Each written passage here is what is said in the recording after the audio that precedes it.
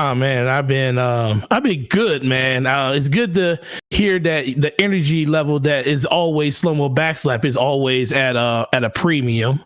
You know, as soon as we hit the live button, SloMo turns into another person.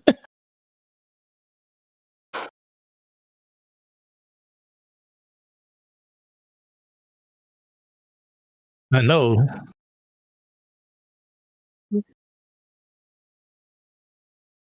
Uh the last week, made 2 videos. Yay! About time. Two. That's a milestone. Yeah. No. I done it since then. But yeah, man. So I did that. And then playing like pretty much nothing but Outriders, man. That's kind of been the go-to. And then outside of that, just working. And man, I cut grass for the first time at the new house yesterday. That was an adventure. I almost felt like I was gonna pass out. No, I think you ain't see the tweet from yesterday. Yeah, you definitely been off Twitter. You and Twitter been on the beef?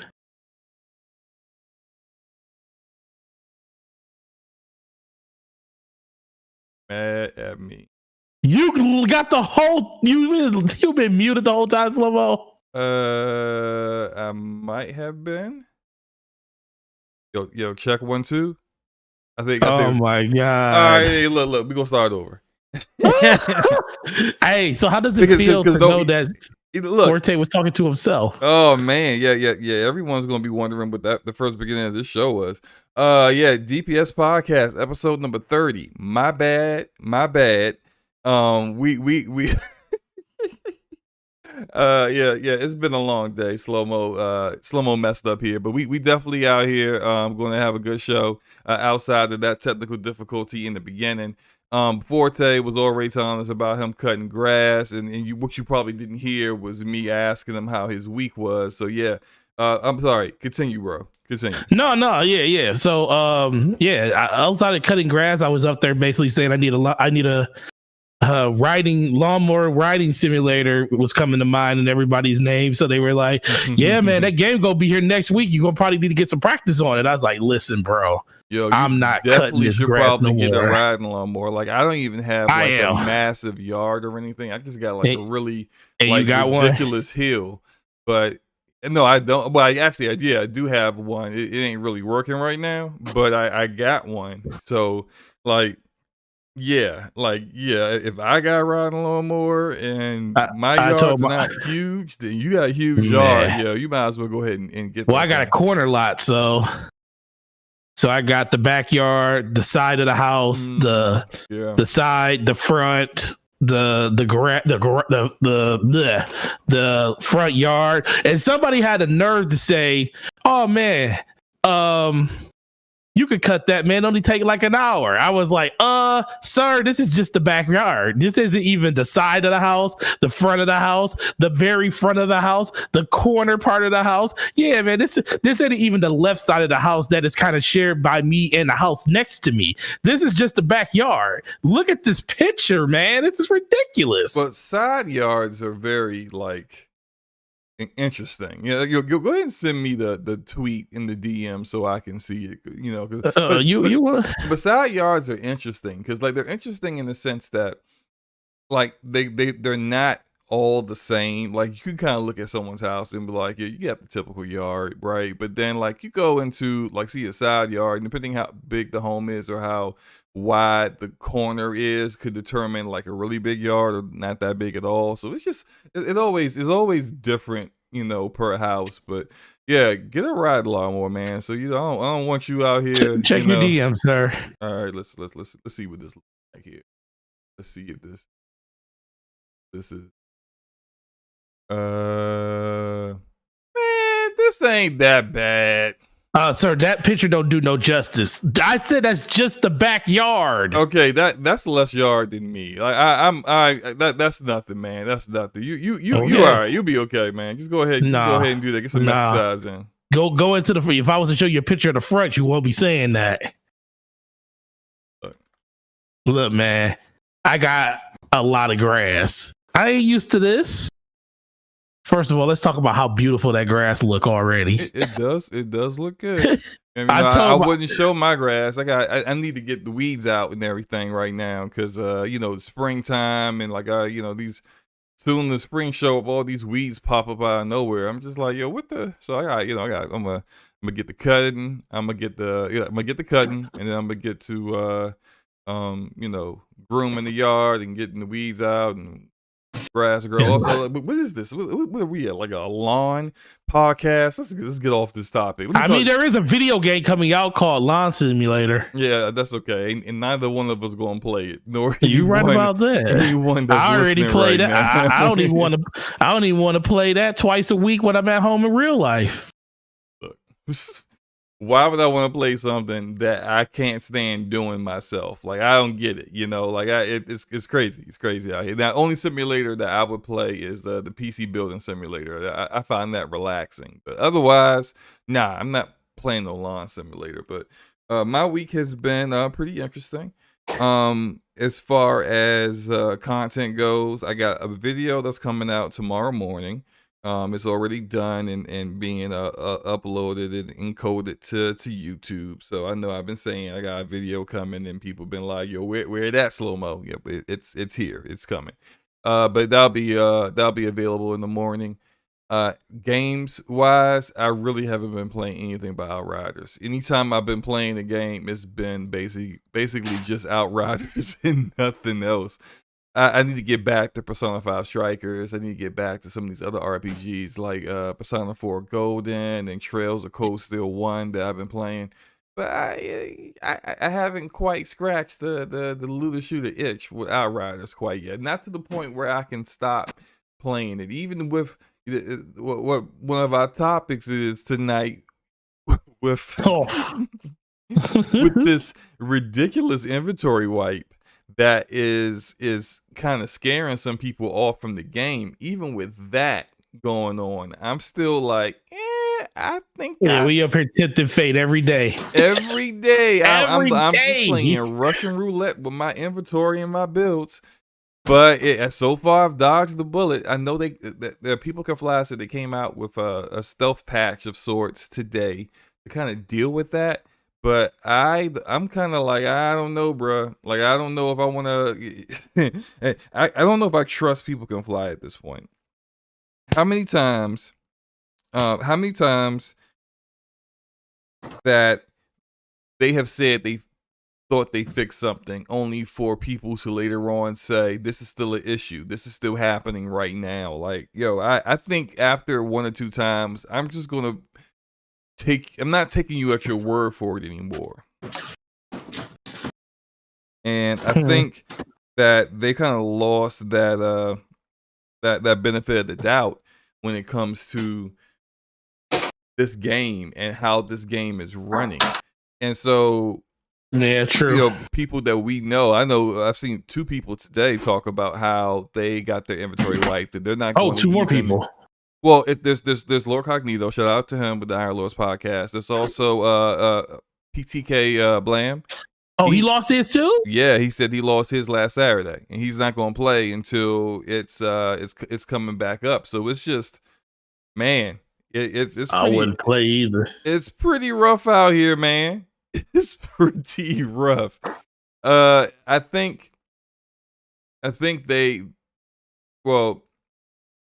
think they got a lot of different issues that they're dealing with right now with the game, as far as it's something I'm talking about in my video tomorrow about the nerfs that they did. Their social media presence is a bit problematic in regards to how their marketing people are handling the pressure. Yeah, I really don't know how some of those people got the kind of job that they have if you just so not able to handle the social media aspect. Your marketing, this is what you do, this is part of your job. I can understand if you're like an engineer and people blowing up your Twitter account, you're just like, man, I ain't signed up for this. I signed up here to be a coder. My skill set is C++, not talking to you fools. So don't be coming at me with none of that nonsense, right? So But if your job is marketing and somehow you're having nervous breakdowns and you telling people, oh, like my mama said to leave me alone kind of stuff. Like, no, I'm literally shred. Like, yeah, people are saying I talked to my mama. My mama said, y'all need to leave me alone. Like, I don't know if you're trying to be funny, but like people were really upset that some of them paid $60 for a game and they can't log in. So that's not really your jokes right now aren't really working for people. I don't know. I'm doing a lot of talking here. What do you think, bro?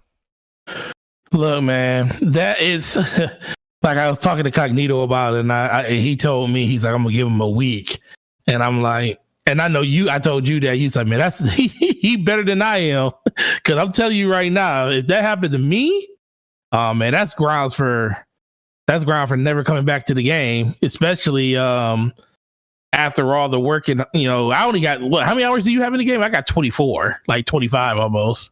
I have. Look, this is. I got over 90 hours in this game.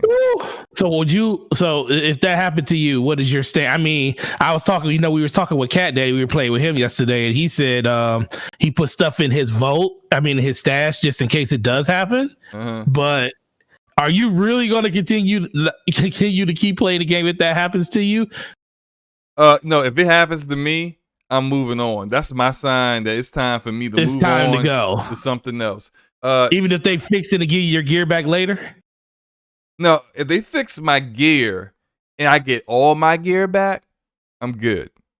Right. But if not, nah, fam, I'm done. Like if they like, hey, we fixed the bug, but so far your inventory, your build, all the stuff that you grinded for 90 hours, finito. Then I'm finito with this game and anything that People Could Fly ever does ever again. That's the kind of energy I'm on. And you know what? I don't know what's going on. Today has been off the wall. The chat isn't showing up in YouTube Studio for me, so I had to do a pop out. Now it's showing up. It's ridiculous. Let me do my shout outs to people who are in the chat. And again, sorry about the audio stuff in the beginning. Shout out to the Ash and Luca, Mr. Xbot saying SloMo is silent. And yeah, Zeal, what's going on? Hustle and Motivate. Hustle sent me a DM, was like, yo, we can't hear you, bro. I appreciate you, man. Doc Saya in the house. Dre Watson, what's going on? Racer, what's up, man? Legion of Scum in the house. What's up, man? Yeah, today is an interesting day when it comes to technical difficulties, but we gonna keep it moving. I think that this inventory wipe, I'm just gonna keep it a buck. I don't think it's really fixed. I feel like they don't have a handle on, because the way they got the networking stuff set up, everything that is your inventory, all of your account, your statistics, your gear, all that stuff is being held in the cloud. They're using Azure service for that, but it's like a hybrid they're doing. They don't have everything in Azure. It's not dedicated servers for the actual sessions. They do Azure for the signing you in, because it's always online on a game that's not supposed to be a games as a service, always online shooter. Anyway, it's always online. So the only way you can play is when you sign in and you're online. But when it comes to co-op, when it comes to your session, whether you're playing solo, whether you're playing with other people, all that stuff is peer-to-peer, like old school peer-to-peer, like in the 360 PS3 days. It's ridiculous. So you have this hybrid system that wasn't quite working at launch very well, even though they had everything working flawlessly in the demo. I'm thinking that Square Enix making a deal to put the game in Game Pass added all these additional people, in addition to them not really realizing how many people on PC was really going to be into the game. And therefore, it kind of left them in a situation where their capacity was just completely overran, and they didn't know what they were doing. What do you think, man? Forte? Can't hear Forte. Okay. No, I'm here. All right. My mic was, I had to reset it. Okay, all good. What do you think about whether it's actually fixed or not? Do you think that they got a handle on it now, or we could continue to keep seeing these? Until I start seeing people getting their stuff back, I ain't trusting anything. Yeah, that's the kind of energy I'm on. I'm like, you say you fixed it, but I also see people keep getting their inventories wiped. Yeah. Wait. So you saw more people have their inventory wiped today, saying they got it wiped today because they not today. Okay. Not today. The patch came out, but I'm saying, I haven't heard about anybody getting their stuff back yet. Last thing I heard is Cognito got his stuff taken yesterday. Mm-hmm. I just found about P taking it. His happened last week, so I'm not going to hold that against because that was like towards the beginning of it happening. Right. But I also haven't seen people on Twitter saying, "Oh, I got my inventory back," and I'm like, well, until I start seeing people get their inventory back, I'm just nope. Yeah. But then again, is that going to stop us from playing the game? Not really. I mean, you, me, and shout out to the elder cat. Cat Daddy Lurk. All three of us was playing it. Was that last night? That was last night. Man, my memory's awful. I didn't even remember what day that was. We were playing it last night. We had no problems, but again, you're basically playing Russian roulette with your time and your inventory and everything that you have collected and looted over whatever period of hours you've been playing the game. And if you're listening to this and you're wondering like, yo, how do I avoid this? From what I've been hearing, every single person that has had this happen to them, they have either been trying to engage in or just finishing a co-op session.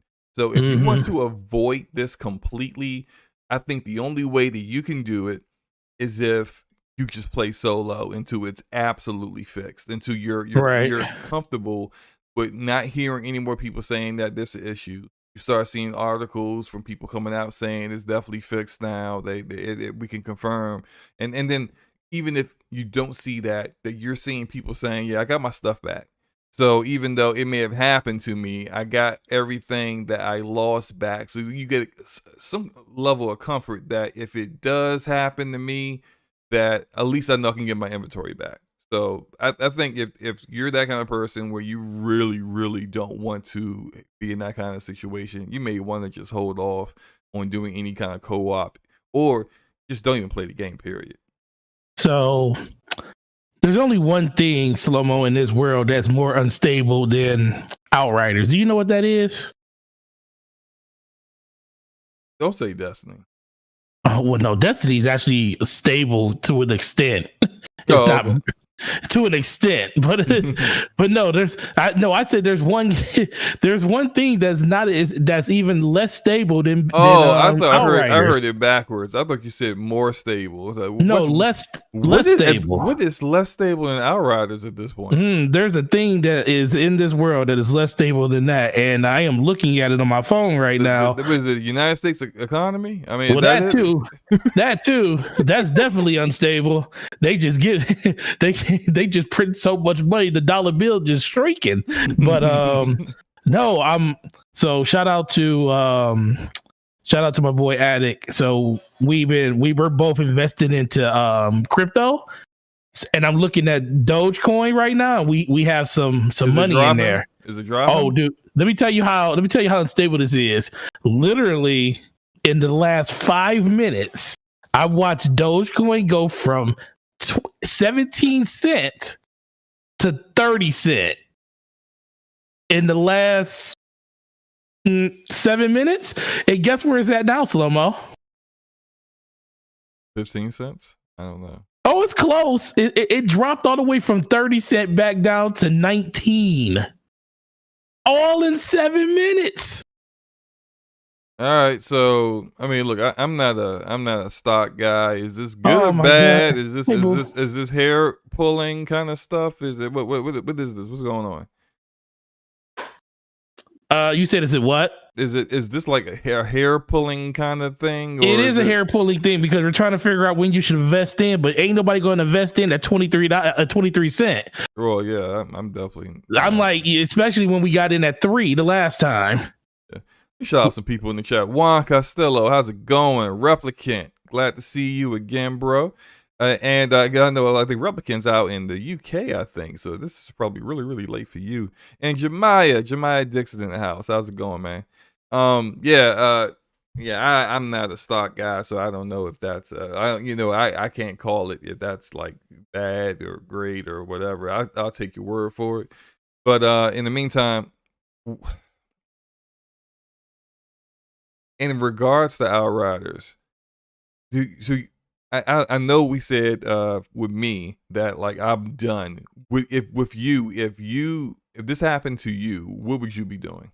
Like are you done with the game? You're just gonna go back to Destiny? You ain't playing Outriders no more? Or would you start over again? I don't know. What would you do? Not starting over. Part of me don't even want to do another character in Outriders. Really? Nope. Until this bug is fixed. Can you imagine? Go ahead. No. Okay, so why wouldn't you want to do another character? Because I'm scared. I'm gonna lose the character I got, or lose the gear to the character I got. I don't know. I do want to do a trickster. I was talking to you yesterday about it, and I was talking to Cat Daddy. I know he wants to do another character, so more than likely, I am gonna do one. But I can't lie, man. You know, that's just. That's like I'm trying to equate it to the fact that if my Destiny inventory was to vanish like into thin air, what would I? How would I feel? I don't even know if I would have. I don't even know if I would feel after that.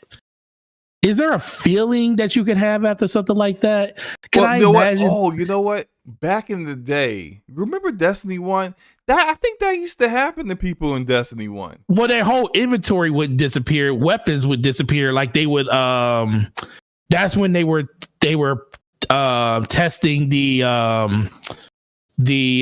inventory management from the website, where you can swap gear from the website and it will automatically show up your inventory. Now it works flawlessly now because they have third-party apps that do it too on top of the app. So it's not a problem now.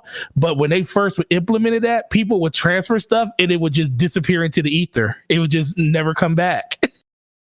So some people would just stop doing it. It's like, man, I might transfer this Gallahorn, and next thing I know, the gun that I need to do every raid with is gone. So I never did it. I was too afraid. I would just take my butt to the tower and make that long trip on standard platter disk drives like we were doing when this game first came out, and it took about 40 minutes to load into an area. I was about that life back then. I wasn't even going to try to do it. Now I don't even think about it, but it's mostly, I don't know, man. How would I truly feel if that happened to a game like that, where it's like not just time invested, just years of gear? And I think the only thing that saves this game a little bit from having this problem is the fact that so many people, it just came out. So a lot of people still really haven't progressed far enough into the game where they'll probably miss a lot of it. I mean, people like you and me, because we played a lot of it to actually get the stuff that we have. But it still doesn't compare to what I did in it. Still, that's just like same thing with Warframe. If I up one day and all my Warframes were gone, Bruh. I got every Warframe unlocked up into season 15. Dude, I got like every one of them. I got like 25 Warframes. And can you imagine if all those things disappeared? Man, the amount of anger, because and I don't even play that game no more, and I would be pissed. Yeah, to amass that many Warframes, the amount of work you have to put in, especially like the primes, because if you don't like purchase the primes. Because you can purchase running that void. If you are doing the void fissures, man, that's a lot of time. That's a lot of time, and to lose everything, division, to lose all my gear, all my agents in division, after grinding all of that out, and the way that RNG works is on RNG on top of RNG. Your attributes have RNG. It's just man, I can't do it. I would really flip out. So look, this is, people can fly, or you in this looter shooter arena now. So it's not like how it was when you made Bulletstorm, or when you made Gears of War Ultimate. I mean, I said Ultimate. Jesus, Judgment. It's not like it where it was then, where you made a game, you do some patches, but the game is done, and you're just in that post production period where you're just doing some bug fixes, some slight updates, but you aren't really expected to have more content. You aren't expected to really support this for much longer after that. Looters are different. People want more content. People expect you to be just as active and working on the game as you were before it launched, as you are afterwards. And then after launch, the end game is even more important than the actual campaign. So you really need to be on top of it. And they're learning. They're learning what it's really like, because looter communities they'll be patient up to a degree. And I think that they've actually got it easy, because I've seen it be very different for other developers that make these kind of games and have made the kind of mistakes they make. Yeah, I mean, like I said, it's just the fact that I think people that play these games, they're very passionate, but there's not enough of these games to go around to like make people like say, I'm just going to quit it and go somewhere else. Like the ones that people would do it for, they are pretty dormant, compared to like the ones that are super like consistently always, updating updates like Destiny and Warframe and even Borderlands. They just came out with an update recently, which has a lot of people going back in there playing it. But if your game isn't really scratching that itch when it comes to like consistent updates and stuff. By the way, right now, the screen right now is complete darkness, because me and Elder Cat were sitting here wondering, did the game crash on us or not? We're sitting here wondering like, what's happening with the game. Like we're talking about like that. It is all black. It was complete darkness like this for like 30 seconds. And we were just like, yo, did this game crash? Do I need to just go like kill the game and then reload it back up? And then it finally shows back up. And you're just like, what? I like how you call him Elder Cat. That's his name. Look, I'm not. Look. Me and Luca. So you ain't gonna call him. You ain't gonna call him. So basically, it's just a mental thing. You ain't gonna call him Daddy. It's gonna call him Elder Cat. That is exactly the reason why. I ain't calling you Daddy. me and Luca was like, yo. She was like, so SloMo. I got a question for you. When you play these games with Cat, do you call him just Cat? Do you call him Lurk? Or are you calling him that? I said, stop right there. Because I am not calling that man Daddy. That is a negative. That ain't happening. It's either Cat or it's Lurk. That's it. The word Daddy don't come out my mouth while we are playing these games, and that's it. And it was funny. So then, like when we were playing with her, we started, came up with Elder Cat. That's the nickname now. It's just similar. Like, you Cat Daddy. Well, you're Elder Cat. It's hilarious. It comes off better where it don't feel like you're completely just giving in to it. I was like, why you keep calling him Air? And I thought I had two and two together. He said, do you call him Lurk or do you call him Cat? He said, I will stop you right there. Because I am not calling that man Daddy. Can't call another. I won't even call Luca my daddy or my mama. I'm definitely not calling another man my daddy. I only got one daddy, and it ain't him. Luke in the chat said the Cat Father. Like we need to have like the whole, the cover of the Godfather, but instead have like a cat, with the in the place with Cat Father. I'm spitballing here. My God! Let's get back on top. I think we pretty much killed this topic in regards to all this stuff with the Outer Worlds. I think that you just call it Outer Worlds. Man, I'm telling you, I'm all out of source tonight. The Outer. I mean, are you playing? I'm still saying Outer. You are. Outriders. Outer has nothing to do with out. Outriders. That's okay. You definitely know you're part of the Spectres crew. We all make mistakes. We all been making mistakes as of lately. Yeah. Now let's get into real quick. Let's get into another company that works on that makes looter shooters, Bungie. And so Bungie came out with some information today, and I think I want to find they didn't come out with information. That's inaccurate. Basically, people did some digging and they found some things, as they always do, of course, and they found this was I'm gonna go find the tweet real quick, but they found a job listing that essentially is showing Bungie looking for more developers to help them with their new IP. And this is coming from a tweet from Destiny News Plus. And they data mine all of their job postings and everything when it comes to news and information for Destiny. Yeah, and it's not foolproof. It's a good way to kind of determine where a developer may be going with things. You're not going to get it's not like you're not an insider by looking at stuff like this, but it's a good way to figure out what's going on with a developer and what they may be doing in the future. Things are subject to change, though, so they could be looking for someone, and then if they don't get the right person, they may just move on and say, we'll cut whatever we were thinking about doing because we can't get it implemented in a certain period of time before our deadlines start hitting. So you never know, right? But essentially, they are been looking for, or their Bungie's new unannounced IP franchise is going to feature competitive PvP multiplayer with esports as a focus and mechanics that provide strategic depth and opportunities for counterplay. And that's according to the job listing.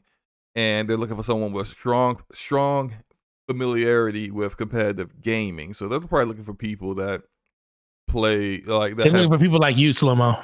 No. They're looking for developers.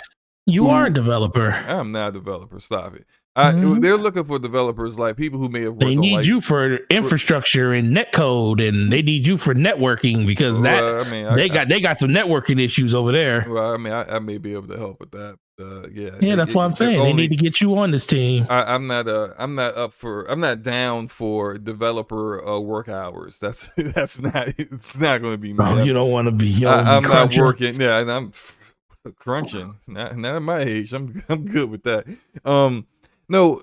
I think they're going to be looking for people who, like, say, worked on like games like Rainbow Six Siege, worked on games like Overwatch, games that have a esports community. I can't think of any other shooters that do esports like that. Valorant, Call of Duty, Overwatch. I said Overwatch. It's Apex Legends. Oh, you did. Apex Legends. Apex Legends. Yeah, it's competitive. Okay. Esport. Okay. Yeah. Just stuff like that where they can. PUBG when it was. PUBG had esports going on. Sure did. Call of Duty does too. Well, yeah, definitely Call of Duty, but PUBG. Halo does. They still have the Halo Championship. I mean, that's been going on for forever since you and I were like in high school. Since we were beating Halo on Legendary by ourselves. Right. Did you actually beat Halo on Legendary by yourself? Yeah. Or did you do it in co-op? I did it. Well, I did it. I've done them all in co-op, but I did Halo Combat Evolve solo by myself. You really don't have much of a choice at that point when. Back then there was no Xbox Live. There was no method of actually, like, if you were playing with your friends, it was split screen, and then a lot of times with a lot of friends it was split screen with a switch in between your TVs and your systems or your consoles and all that. So I did them all except for Guardians because just me and my friends just couldn't stomach playing through Guardians again on Legendary. That campaign awful. But all the other ones, Halo 4, Reach, 3, 3-2-1, all of them, even ODST. Yeah, we did them all at the highest difficulty. But that's what's up. Yeah. I mean, what about you? Have you done them all solo? Legendary? No.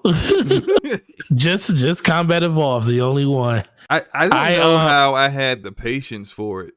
No, then. You talking about playing scared. That's what you play like when you play, because it's like every little thing will kill you. A grunt walking around a corner will just, oh my god, and then he'll just shoot a plasma rifle at you and you're dead.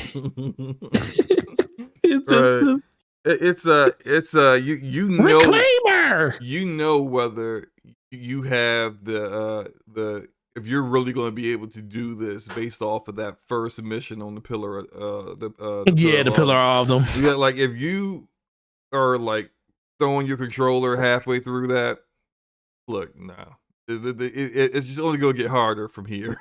It's just like these people out here that's trying to do world tier 15 when they only geared to do 11 and don't want to take the level down. Right. But back to Bungie's new IP. My question for you is this: what do you think this game is? Because I've heard some people think that they say that they not 100% certain that this is actually a first-person shooter. That it might be a third-person shooter, but still something that is like competitive. And I'm thinking like, nah, man, this is definitely a first-person shooter. What do you think, man? Well, you got to remember, Halo was a third-person game at one point before Microsoft got it. Well, yeah, but I mean, they've never gone to launch. They were going to go to launch with a third-person version of Halo. It wasn't going to be a shooter. It was the company RTS at that point? That's like a whole different Bungie back then. Like almost none of the people... I mean, shoot, the Bungie that we have now is a completely different Bungie than what we had 10 years ago. That's true. So, I mean, yeah, maybe they could be doing something completely different. Hey, everyone in the chat, what do you guys think this game is? You guys think this is a first-person or third-person shooter? You guys let me know. I think, this is the thing I think. So... who really truly knows? But ultimately, I don't know if another first-person shooter is a game that they kind of want to dive themselves into, especially since they did say this is a game that's going to be still in development with Destiny on the side. So are you going to have two first-person shooters that you're basically working with? And then on top of that, you're doing another game that they said that's going to take place inside the Destiny universe that's going to be coming out after this. And they're saying like 2025. So... Wait, hold up. Another game? Wait. I'm getting confused because is this game... This game is the game they've been working on. It's like Matter. It's the game they've been working on. Is this the game that NetEase is funding? That's a good question. See, this is the thing. We don't know. Is this the game that they've been talking about for the last 3 years that NetEase is funding, which is codenamed Matter, because that's the game that NetEase is funding. Mm-hmm. We don't know. We also know that they said in 2015 they're basically going to have another game that's going to take place inside. It's going to take in. They didn't say it was going to be Destiny 3. They just said it's going to be part of the Destiny universe. So, but they also said Destiny 2 is going to have updates past the last Lightfall. They even said they're going to have that. So we know that Destiny 2 is going to continue. We know that they already came out and confirmed that they're going to be having a game that's going to, move parallel to what Destiny is. And now we have this game, which is Matter, I'm thinking. And is that another first-person shooter? That's what kind of makes me fear like it's not going to be one. Well, I'm shocked by this because Racer actually has a very interesting point in the chat. Shocked. Shout out to Racer. Lord. Racer said it should be a third-person shooter because that's what seems to be hot lately. He brought up Rogue Company, Outriders, etc. Even though Rogue Company and Outriders are in two different genres, they are third-person. They are third-person, and there are shooters, and they are popular. So I mean I can see that because I think third-person shooters are kind of coming up in as far as popularity because people want to see their character. They want to see the loot that you have on, even though I mean like really the loot that me and Kat got on is kind of weird looking in Outriders. I don't think Outriders does the whole fashion sense thing as good as others do, but fashion frame with Warframe, that's a big thing. And I think that Yeah, they would, to definitely differentiate Destiny from whatever this new IP is.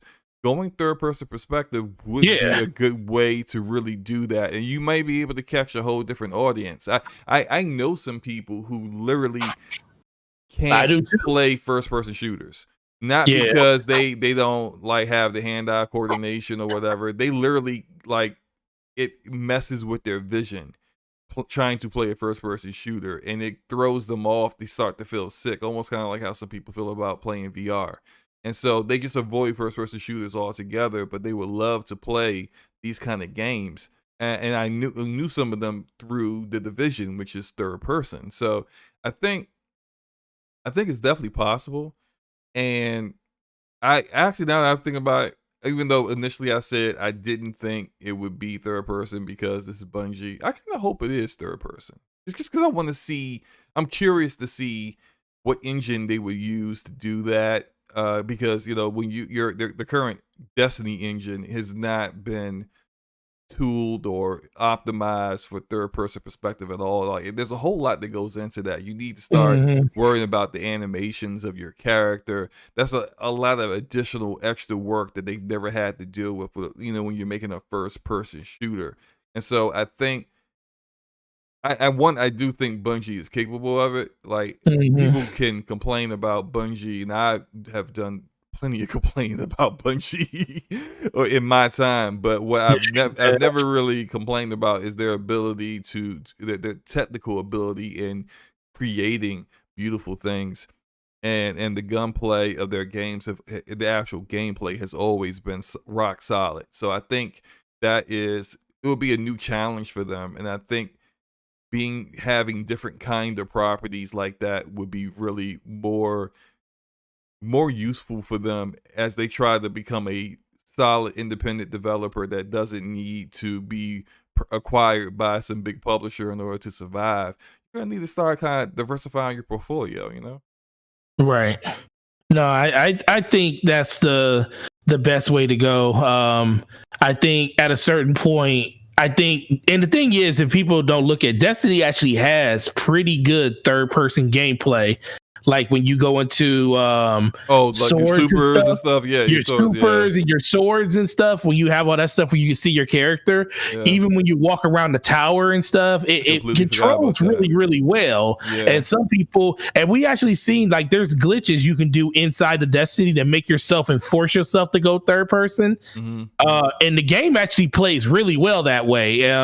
Well, yeah, I completely forgot about that. So they do have a decent foundation to work off of. They wouldn't be started completely from scratch. Yeah. So I think this would be, like you say, a good way to differentiate themselves from what's going on inside of Destiny itself, and they can still like home in on that shooter aspect that they have. We definitely know it's going to be a shooter because they're hiring multiplayer talent to actually talk about competitive, and maybe that's why Destiny isn't the competitive game that people wanted to be, because they have other plans. And part of me just believes that's part of the reason why they're not really updating Destiny Crucible 2 and Crucible as much. And, you know, Luca will be the first one to tell you, you know, it's like they pretty much have ignored the Crucible over the last 2 years, and maybe they've had no the new maps or anything who would be working on this new game instead. Well, that's what a couple of the content creators I was listening to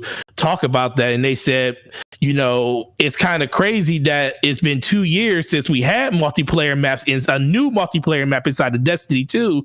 So what are the multiplayer people doing? What is the Crucible team doing?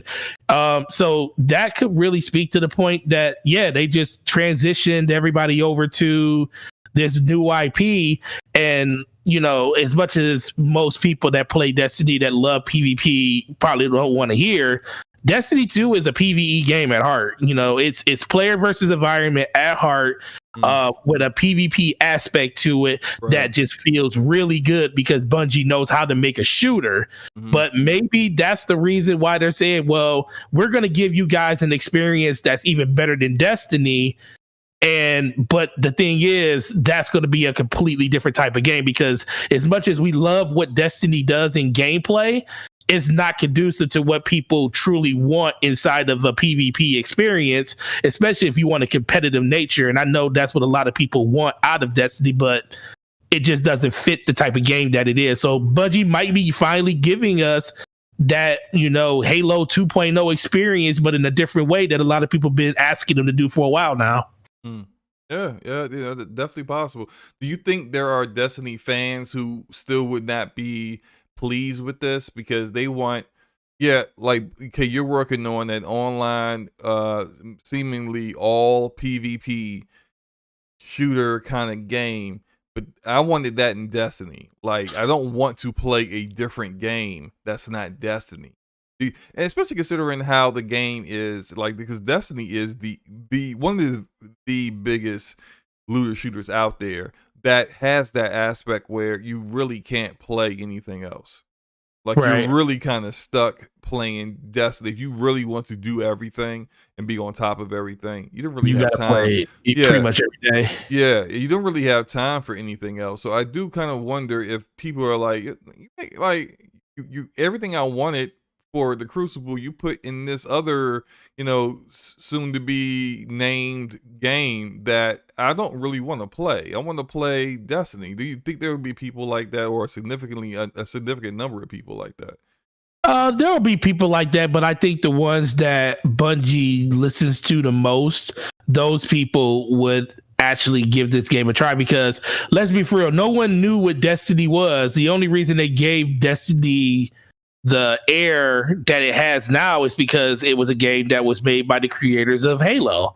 And when they come out with their next game, and the next focus, if it's a PvP focus type game, the people that love PvP are going to want to try it out. Now, is it going to be scrutinized heavily based on the pedigree of the studio, even knowing the same people that made Halo and the people that made Destiny what it is aren't the same team that's going to be there making it now? Because even though we're talking about this, the Crucible team that made Destiny what it is isn't the same Crucible team. There's people that have left the company, and there's some people that came back, but for the most part, all of the old guard that actually made the Crucible the way it is, they're not a part of Bungie anymore. So it's going to be a different experience in general, but it's going to come back to that simple sauce. It's all about Bungie. Bungie has never been about the developers. It's been about the pedigree of the studio. Just like Naughty Dog. Naughty Dog can lose a bunch of people. They can probably lose Neil Druckmann, but guess what? As long as they keep coming out with fire games, it's going to be, but not Naughty Dog is the kings. And everybody's going to love the games that they put out. And that's the same thing it is with Bungie when it comes to first person, well, not third person yet, but first person shooters. Mm-hmm. So I think people will definitely give it a try. But if it does fall short of what Bungie is used to giving people, then you'll probably see people going back to the games like Destiny, or by that time Halo Infinite, because Halo Infinite is going to be a huge player in this. Especially in the PvP realm, with the way that they're going to be breaking it out, with the PvP being separate from the game. And I think that's an even more intriguing way for people to kind of play the game, where it's kind of it's like the barrier of entry is so low. Can you really be mad at the game if it doesn't really scratch that itch? Now, I know a lot of people in the chat would probably say, heck yeah, because they delayed it by a whole year. And I'll be the first one to agree with you. But guess what? A lot of these people, they play games like Fortnite. Like what Fortnite? Fortnite is like literally one of the easiest games in the world to play. It just has an insane content loop that just keeps people playing it consistently. Just like Call of Duty, it has an insane content loop that people truly love. And I think that's what Bungie has with Destiny. And if they can do that one more time with another game, especially in the third person genre, I think they'll knock it out the park. But it's just going to take time to see if they can actually do it. Question for you, sir. What's been going on with PlayStation? Hey, listen, man. PlayStation has okay, you know what's been really going on with PlayStation? Honestly, PlayStation's just been too quiet. They're allowing too much of the narrative to be written by people that don't know exactly what's going on inside the four walls of Sony or the PlayStation world headquarters out there in California. And that's what's going on with Sony, because we don't know what's going on with them. Anybody that says they know what's going on with Sony, they don't know what's going on with Sony. But there's been a couple of articles over the course of the last couple of weeks that have kind of spoken to some of the stuff that Sony's going through. But yeah, but when it comes to what articles are you talking about, sir? Well, I mean, we got articles coming out of by homie Jason Schreier talking about how Sony is not prioritizing smaller games anymore, and Artery Studios and stuff aren't going to be making games like they actually were before, because they don't want to become like Naughty Dog South and everything like that. It's just a bunch of stuff going on over there. And we also just found out that Naughty Dog has pretty much all the power when it comes to what they want to do at Sony. And if you want to believe all the things that Jason Schreier says, I don't think anybody should take anything anybody says as 100% fact. I just think that when that man speaks and starts talking about things that's going on inside the industry, when your studio comes up as a part of it, you kind of got to listen to it. And that's kind of been the narrative over the course of the last week, on top of MLB and everything that we talked about last week. And man, it's been a real hard week for Sony over the course of the last 2 weeks, bro. Well, if you've been living under a rock and you didn't know what was going on, they ain't been living under no rocks, man. They've been getting hit by them. Well, look, I'm talking about for the people out here who don't know what we're talking about. Essentially, what has been happening is that, man, so this article came out. And the article was talking from Jason Schreier of Bloomberg, and the article was talking about. Is this Schreier or Schreier? I don't know. Jason, let's call him Jason. Jay Schreier. Jay Schreier. Okay, so Jason came out with an article talking about two particular groups within Sony first party. One is Sony Bend, and the other is a group that you may probably have never heard of called T1X. And T1X was never an official studio. Some people may have heard about this secret studio in San Diego that had been working on a new IP, and people I've heard this rumor like over a year ago about them working on a new Uncharted. Well, like, the real truth behind that was that this was a group that was, I forgot the name of them. They were like, they were called something really weird. They were a supporting group. They weren't a actual studio, but it was like visual arts something. And essentially what they did was they worked on like cutscenes and cinematics in all of Sony's games. So they were supporting all of the developers, but their goal was they wanted to become their own studio at some point. And what was unfortunate for them is that didn't work out the way they wanted it to. They were not able to get that going because Sony said, "Nah, fam." So basically they initially had pitched Uncharted because they want to do their own game, but they figured it'd be easier to get it approved if we decided to do a remake. That would be easier. They trying to get the Sony people on board. They didn't want to do Uncharted 1. So instead of doing Uncharted 1, then they tried The Last of Us. And there was talk of like Herman Hulst was like, "Yo, why is this budget so high?" And the reason why the budget was so high is because they were trying to do a full-on remake, not a remaster, but a full-on remake. New assets were necessary, updated textures, updated models, all that stuff, trying to really modernize it. And essentially this became approved at some point, but they would be overseen by Naughty Dog, and then because the budget of it was put into Naughty Dog's budget, then Naughty Dog became in charge. Yo, I just realized, did we get a super chat? Yeah, we just did. got one. Yeah. Shout out to the homie Dirk Griggity with the $5 holla.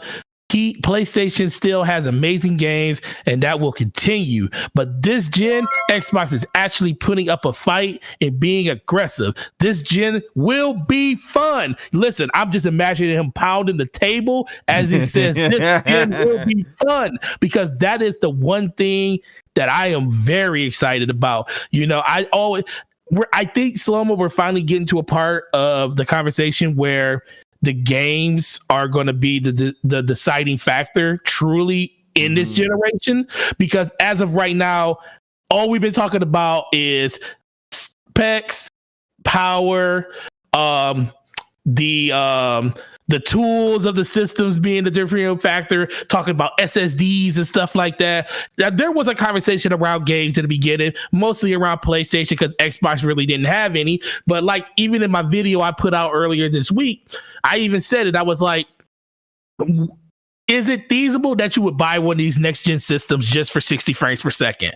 And it was like a big mix, because some people truly don't understand that you can go out and buy a brand new system to only play the games that you have that are better. Because it's always been about the games. PC players do it all the time, and they don't even bat an eye at it, because they'll spend $600, $800 just to get an extra 30 frames. That's the only reason you're doing it. So console players can do that too. Yeah. So that was the biggest thing that I think that conversation was about. And now that Microsoft, like Griggity said, decided to throw their hat in the ring for the first time this generation, because we always said that Xbox itself has been hamstrung by the leadership at Microsoft not giving them the budget that they needed to do to make the games they wanted. Now, Xbox then made mistakes themselves over the course of the last generation, you know, with the whole TV talk and just not supporting or greenlighting sequels to games that they had a chance to do. But I think ultimately, we always said, if Microsoft truly backed Xbox like Sony backs PlayStation, Microsoft is a scary individual, because it's nothing scarier than a person that walks around with a bucket full of money and they'll spend it on anything. And that's what they're actually doing right now, compared to what Sony was doing all generation, getting all the third-party exclusives. We used to always make fun of it on BRAP, talking about how the heck did Xbox get outbidded for the license for Call of Duty? Like, I don't care. Listen, I don't care what Activision tells you. Activision literally went with PlayStation, not because they had the most system, because at the moment when PlayStation got the exclusive rights to have the DLC first on PlayStation, the gap between systems was not that big.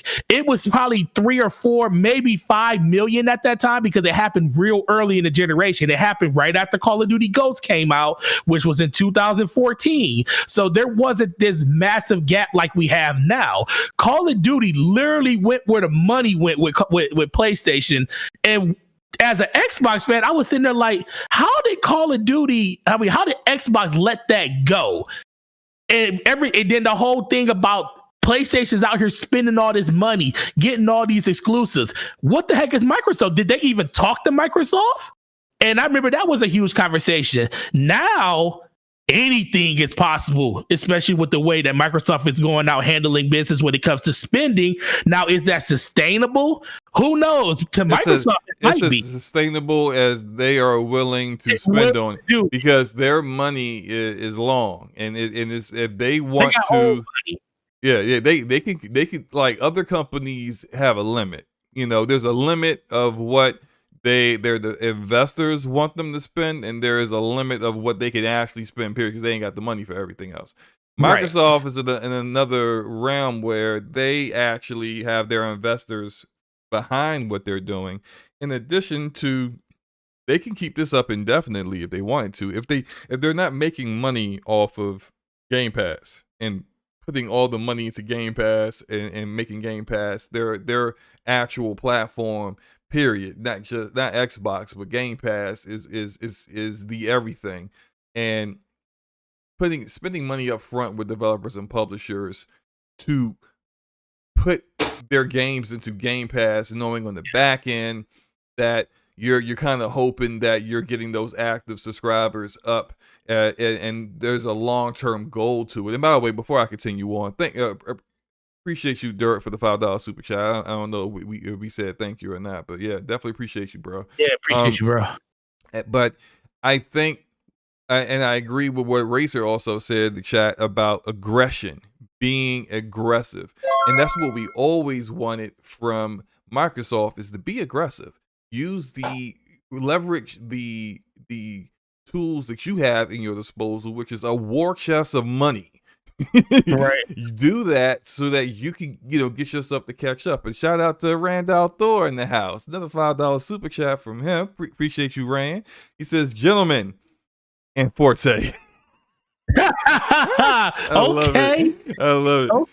What do you think about the new Bloomberg report that says multiple potential buyers are interested in Square Enix? I did not see this. I saw that. Somebody sent me a link of that. I did not see that at all, but that wouldn't surprise me at all. If it's multiple suitors, you already know Microsoft is one of them. If it's multiple suitors trying to get Square Enix, Microsoft is one of them. I can see Sony, even because Sony is they have had such a great relationship with Square Enix, going all the way back to the original PlayStation when they stole Square away from Nintendo. They have such a great relationship with them. I can see them trying to, they can't really compete when it comes to a bidding war for acquiring a studio. But I can see them putting something up there. If there's anyone else involved, I could definitely see Tencent being involved, because that's what they're all about right now. They got a ton of money off of mobile. They of course, they don't have Microsoft money, but in this gaming industry, I think only Sony is generating more revenue than they are. Right. So I can see Tencent being involved, and if it's Tencent, I don't see anything changing with Square Enix. They would just be acquired by Tencent, but they'll still be a multi-plat publisher, and that'll be that. But if it's it's definitely not Google, because we already know Google. Google already bowed out of that kind of argument. Rand said he just DM'd me, so I'm gonna take a look at it real quick. Forte, who do you think it might be? No, you kind of nailed it for me. It's like, to me, it's Xbox and Tencent, and that's pretty much. And Sony could be definitely a part of that, because Sony does, like you say, have very strong partnerships with them.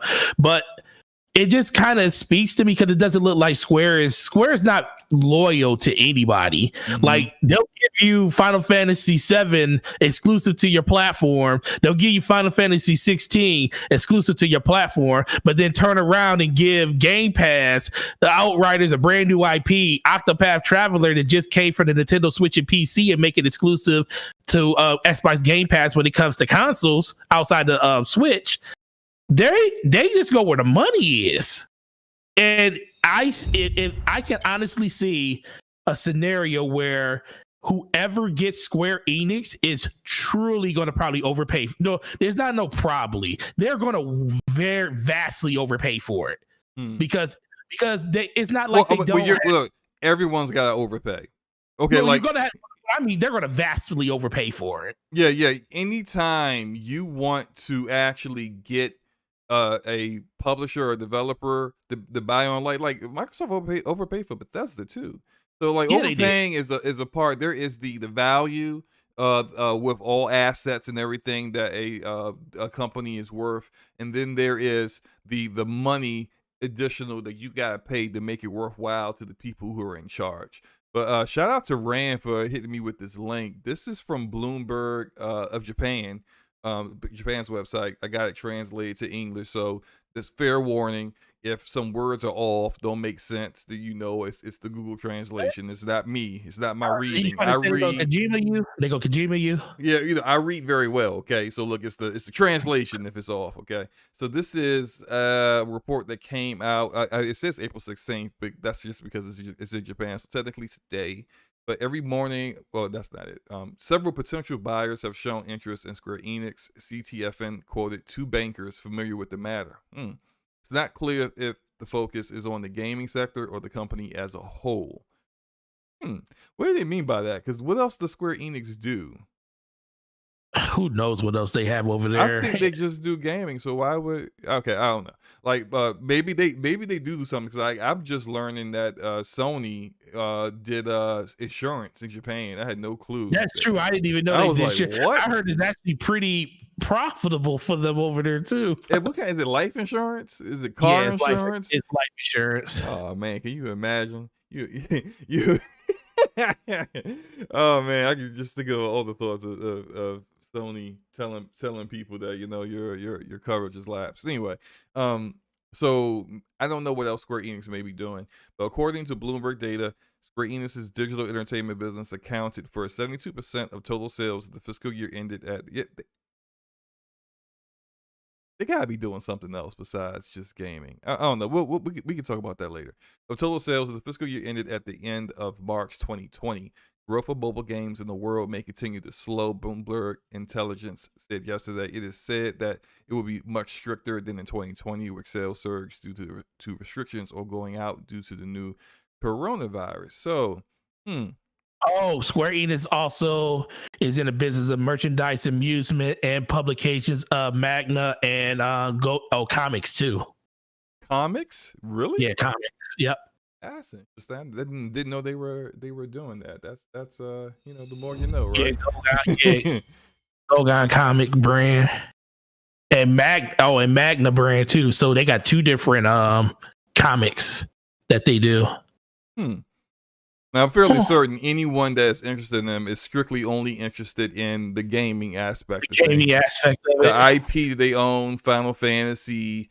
Do they own Tomb Raider? They own Tomb Raider. They own. Yeah. So that's his first off. Right, and they are leveraging really great technology. The Luminous engine is the engine that is running. It's the engine that is running Final Fantasy 15.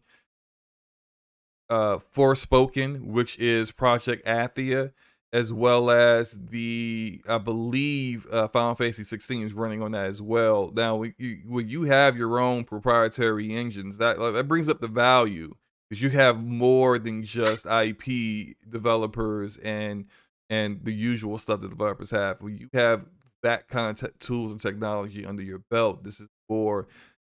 There's more that brings your value up, because whoever acquires you can now use that in other instances and license it out to other developers. Like, all this stuff is really interesting. I guess we'll find out. Maybe, hopefully, this doesn't turn into just a WB situation where it's like, who was it? AT&T was just. It seemed to me they were just kind of just finding out what they were worth, whether they were really going to. I just truly think it comes down to a simple point. Everybody's going to be interested in everybody that has an opportunity to purchase somebody, just for the simple fact that Microsoft went out and spent $7.5 billion, not on the studio, on a publisher. And when you take a whole publisher away from people, it gets to a point where you're sitting there like, yo, we need to actually start acting on this, because remember, Google bowed out. The Stadia bowed out when they found out about the Bethesda launch. They say, "Oh, that's crazy." So that's what we got to do to. We got to go out and spend $7.5 billion. Not about that life. We are not about that life. So, and that's what I keep saying. And going home. And that's what I keep saying about people saying, like what I was saying about having to overspend. Yeah, everybody has to overspend, because that's what kind of has to happen in order for you to secure the acquisition that you want to secure. But knowing that Xbox has went out here and did this, knowing that they're willing to do it again, because Satya Nadella said that they're still shopping, they're not done. So with that being said, what happens if, everybody's willing? Nobody wants Microsoft to get the next thing, because if Microsoft keeps buying up all this stuff, then what does that make Microsoft? What does that do for everybody else? What does that do for Amazon? What does that do for Sony? What does that do? I don't think Nintendo cares, because Nintendo only makes their systems for themselves, and they just tell third party to get in line and just, if we sell enough, you'll get in line anyway. Right. That's pretty much how Nintendo kind of operates with that. But when it comes to Sony, and even knowing Amazon hasn't really said anything. We know Amazon is still a thing. Right. Are they willing to just let Xbox continue to just purchase all this stuff? Yeah. And if that's the case, how much are you willing to spend to have Xbox not do it? Right. Now, because that's kind of the situation now. You know they're willing to do it because they did it with, I mean, look, they literally just bought Bethesda, and then they turned around and bought Nuisance for $20 billion, which is a AI voice communication network. You know, when it comes to like, for AI it's like Siri and stuff was built on it. They spent $20 billion on that. Yeah. So you're talking about a company that's not only just spending in the sector of gaming, they're spending money everywhere, because shout out to Jeff Grubb when he said it on BRAFTA a couple weeks ago. Microsoft just got billions and trillions of dollars. Well, not trillions, but hundreds and hundreds of billions of dollars sitting in a bank account, accruing, that's doing nothing. So why not use those assets to buy that money to buy more assets that you could invest in that will give you a turn on profit, or just the fact that you could actually you can put that under LLCs like they're doing what they did with Bethesda and stuff. That can just, that money's going to use and not just sitting in a bank account, because guess what? That's that's not liquid asset. That's just, you know, assets that they have that they can actually say that, yo, we own this and we can actually do what we need to do with all these different assets and make something from it. So who knows what they're going to do when it comes to the next development. I think we're going to hear something at the end of this year. I think Game Pass is going to be huge when it comes to these next games that they're going to release and talk about. But man, I think the next thing that's going to fall is who's they're going to buy next. And it's not too many studios out there that aren't safe, put it that way. Yeah. Maybe Take-Two. Maybe. I think your point about Amazon might being a potential suitor is very true, and here's why. Amazon is now in the phase where Google was, where they haven't quite launched Luna yet. Right. It's still in its infancy, and there's still the potential that it could grow into something. I still don't, basically the fact that the infrastructure of it is still essentially what they were doing with Stadia, and I don't think a all cloud platform is going to at this stage in 2021 is going to be really feasible as an actual threat. But if you have the content, you can make it work. So I think that if Amazon's really invested in this, and they see what Microsoft is doing in acquiring Bethesda and spending that kind of money on it, Amazon is like Google and Microsoft, where they have the kind of money to actually fight with each other, outbid Microsoft. They have outbid Microsoft kind of money. So it could be them. And I can see Amazon. Do they really want to do it? Right. That's the one question though you got to ask is, do they really have the actual gumption to do it? Do they actually have the fortitude to go out there and say, yeah, we're going to spend that much money on this? And that lets you know how serious they are for gaming, because we found out how serious Google was. And Google, this was a project for Google. This wasn't nothing for them. This was fun and games until, you know, other people's livelihoods, you know, 150 people laid off. By the way, if you're wondering what I'm showing right now, this engine, this is the Luminous engine. This is the proprietary in-house game engine that Square Enix has, and you're going to see this game engine powering Final Fantasy 16 and Project Athia, which is the new title for Forspoken. So that's why I'm showing it. I've been kind of wanting to put this up for a while. You know, it's just the opportunity. You just wanted the opportunity that presented itself. Right. So it looks like as of right now, that's what I needed to see. Actually, it doesn't show it. All right, go ahead and say what you were set to say. No. I was gonna say that I think, just my opinion, I do think that if whoever acquires Square Enix will have to spend more than what Microsoft spent to get Bethesda. Mm-hmm. I think there is, Fallout's great if you're into that, and Elder Scrolls is a huge IP, and Skyrim is one of the most highest grossing games ever. But I think that the Final Fantasy IP, it's timeless. And the IPs that they have, I mean, yeah, Chrono Trigger in the vault, man. Chrono Trigger. Look,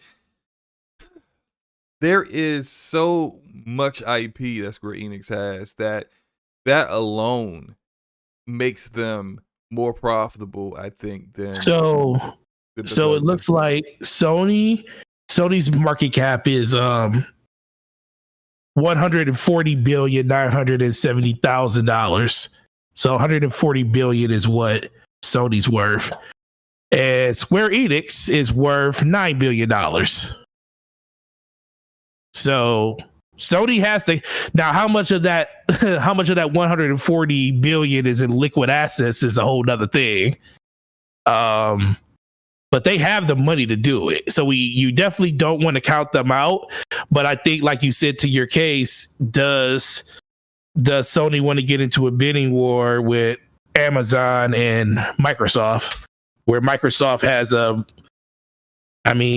it's ridiculous, but it's ridiculous. The Amazon is even. I think Amazon is worth more. Yeah. Yeah. So that's what it truly comes down to. It's going to be interesting. Yeah, Amazon is a $1.7 trillion market cap. 1.7. Wow. But I don't know. I think Microsoft and Sony are really at arms when it comes to what's going to happen next, because I think Sony needs to be more aggressive with this type of offering, just because they're directly in competition. Like, remember when everybody kept saying, I mean, how aggressive can you really be? You can't. I mean, you can only be as aggressive as you can be. I mean, right. Look, what's the number? What's your number? I mean, I said Square Enix is likely worth more than Bethesda. Even though Bethesda's got 8 they studios, are worth more $9 billion. Like that kind of money, man. So you're talking north of 7.5 billion. Sony could not afford what Microsoft spent on Bethesda right now. Microsoft about to be $1 trillion company. They had 1.96 trillion. About to be $2 trillion. Yeah, they could do what they want, and well, not, I mean, they can't just buy anybody, but when it comes to who they acquire and making it worth their while to the person that they're acquiring, they can do that. Like, because everyone has a price. So there's literally, except for Nintendo. Nintendo doesn't have a price. They tried that, it didn't work. But everyone mostly has a price. And if Square Enix is like 15 billion, they could very well be like, okay, let us get that together, and we'll get our lawyers in on this. Are you good with that? Let's get this letter of intent drawn up, and we can get this started. Like, Square Enix could have very well been like, "Oh, we were just joking." Like, you really serious about that? But I think it's definitely possible, and I remember hearing that, and I think I may have heard this from Randall Insider out here. But I think I may have heard that the next acquisition that the Xbox division does, that Microsoft does for Xbox, it's not going to be an individual developer anymore, because that Matt Booty, who runs first party, is pretty much kind of like at his limit with the number of studios that they already have under their belt, like 15. They got 15 studios that he has to manage. That's enough for him right now. Going forward, if they going to acquire anyone else, it's going to be a publisher, much like in the sense where they acquired Bethesda, but Bethesda is still, even though under Microsoft, and still like they put their games where Xbox wants their games to be, but they still do the publishing. They still manage their own stuff because it's literally just 23 studios. That's just a little too much. And they've been doing their own publishing already anyway. So like, why? Well, I think that was the reason they made that move, to keep them separate. Well, that whole vault thing to keep them separate. That was just more. Well, no, that was for some other stuff. But I'm thinking anything else that is brought to Xbox Game Studios, well, not even the Xbox purchases themselves, or Microsoft does. I just keep hearing that it's going to probably fall under the Bethesda side, because what does Matt Booty have now? Because they just added 8, so that means he has 16.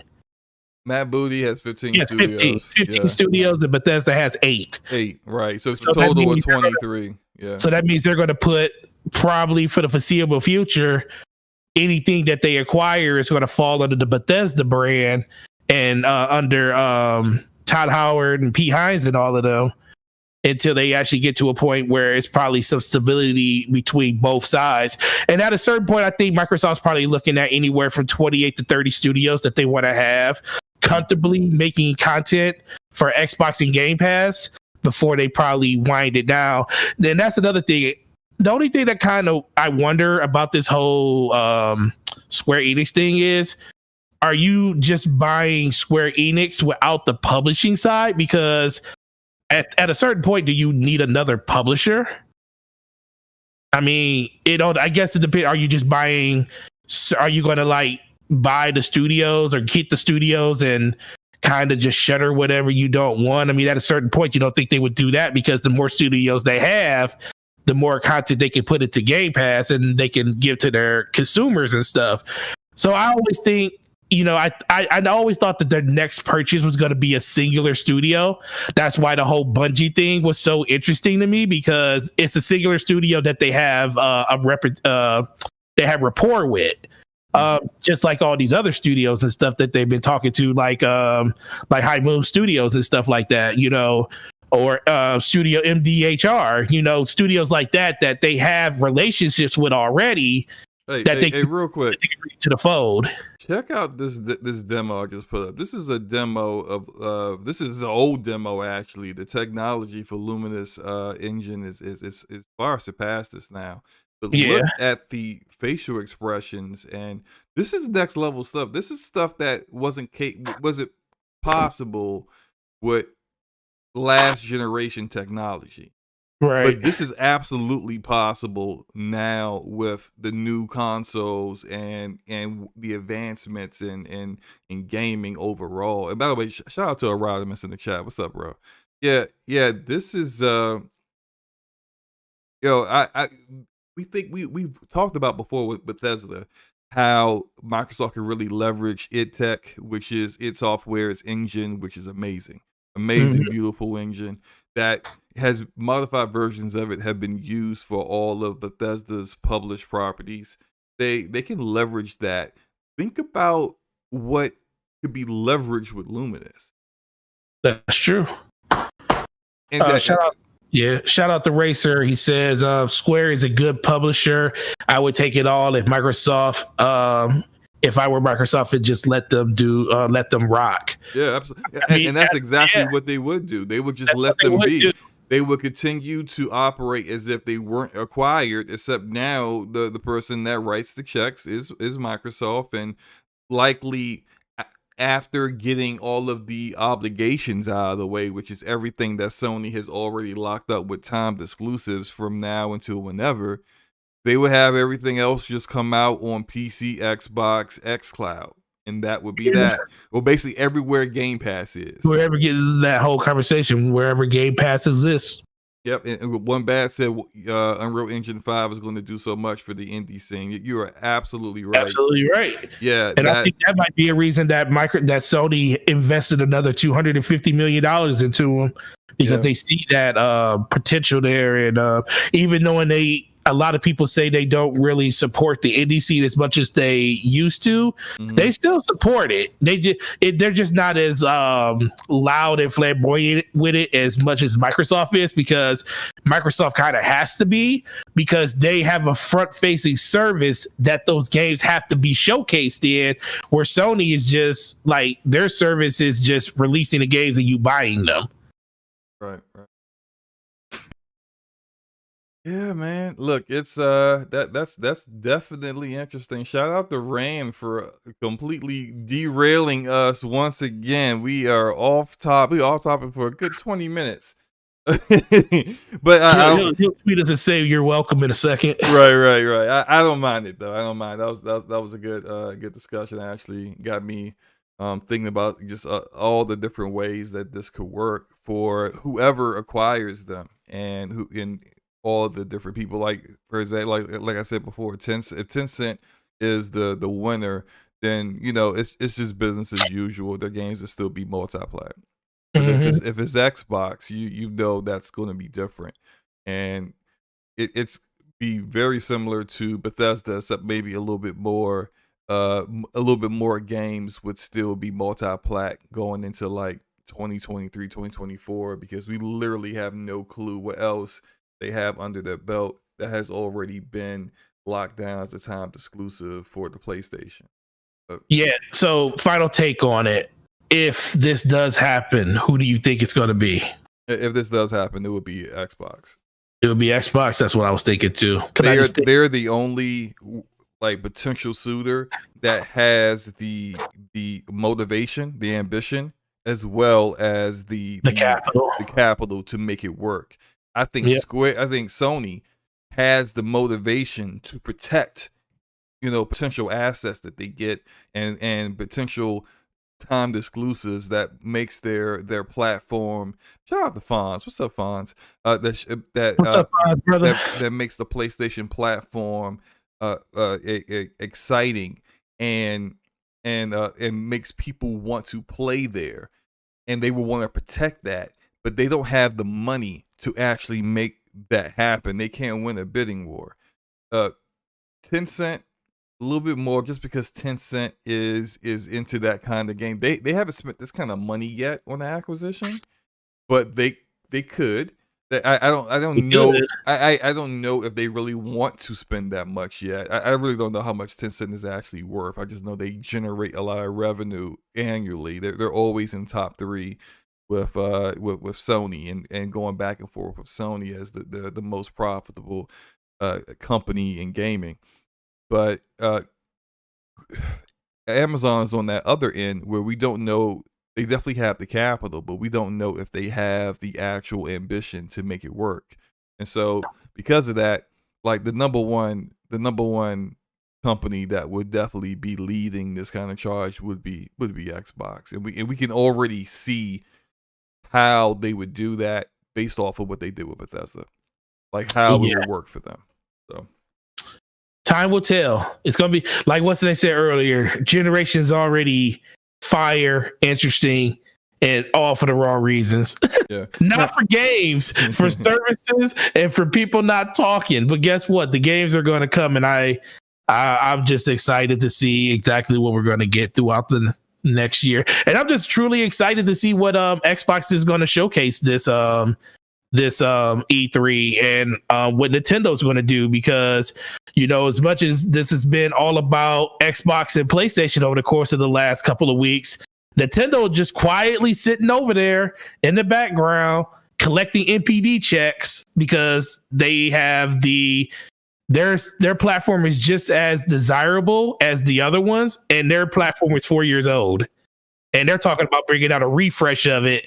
Well, they're not talking about, but rumors have it, if this thing actually does happen, I think if they do this refresh of the Switch and give us a Switch Pro, then you're talking about 3 platforms kicking at all cylinders.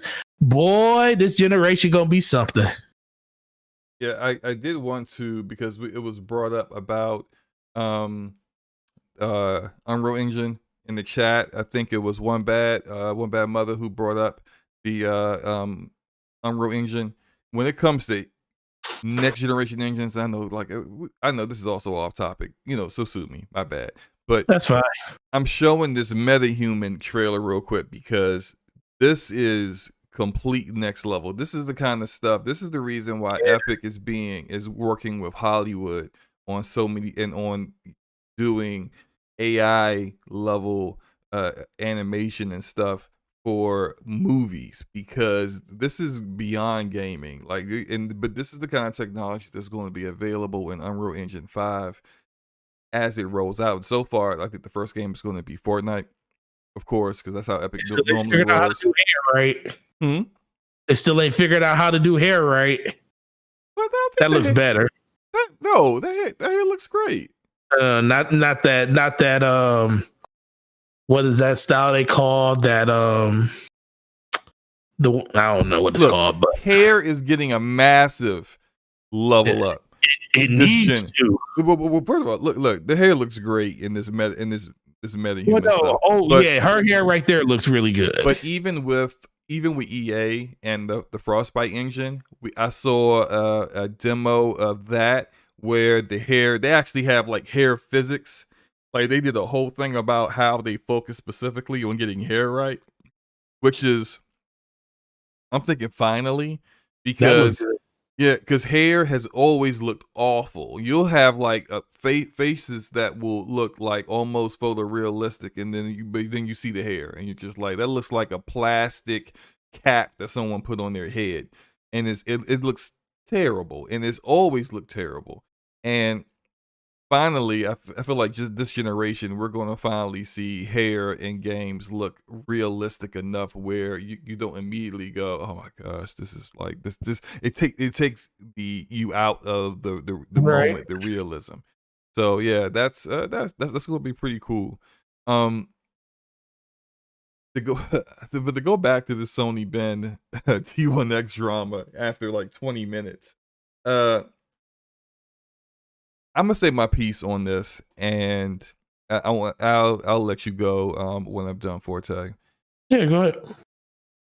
There are people who feel like this is Sony, like who are saying that Sony doesn't support indies anymore off of this, which I don't really see how that's relatable, because indies, like, people use indies as like a catch-all for games that aren't AAA, and that's not accurate. Indie developers are literally independent developers, and the reason why their games aren't AAA is that they don't have a big money publisher behind them to finance the game. Now, first-party developers like T1X and Sony Bend are not indies. They have a publisher. It's PlayStation. It's Sony Interactive Entertainment, PlayStation Studios. That's their publisher. So this doesn't really apply. Like, people forget that Sony and Epic have been supporting China Hero Project for like the past 4 years. Those are indie developers, independent Chinese developers making games like Genshin Impact, making games like Anno Mutanonium, Lost Soul Aside. Those are independent developers. Some games even only made by one person that they have been supporting, and all they want on the back end is that, they get some kind of time to console exclusivity for them, but they're giving them resources, they're giving them know-how, they're helping them along, and Epic is providing Unreal Engine, of course, to give them something to use to make their games. Sony supports indies. What they're not doing anymore, and if you want to talk about really what Jason Schreier's article is about, is they said they were going to do this. Sean Layton said this over a year ago, so this shouldn't be a shocker for anyone.